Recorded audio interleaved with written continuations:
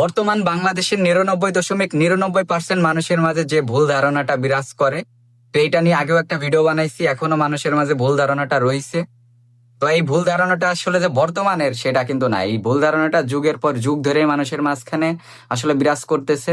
এই ভুল ধারণাটা হচ্ছে কি, চুল নাড়ে করলে বা টাক করলে চুল গজায় বা চুল ঘন হয়, নতুন চুল গজায় বা ঘন হয়। এটা একদমই ভুল ধারণা।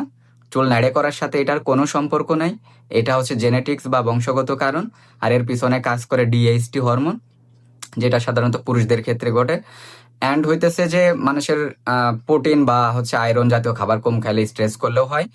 তো ম্যাক্সিমাম যে ক্ষেত্রে দেখা যায় কি এটা বংশগত কারণে হয়। আর এই নাইড়ে করলে পারা যেটা বাইরে যায়, এটা হচ্ছে মানুষের ভুল ধারণা। চুল নাইড়ে করলে বা টাক করলে চুল ঘন হবে, বাড়বে, এটা একদমই ভুল ধারণা।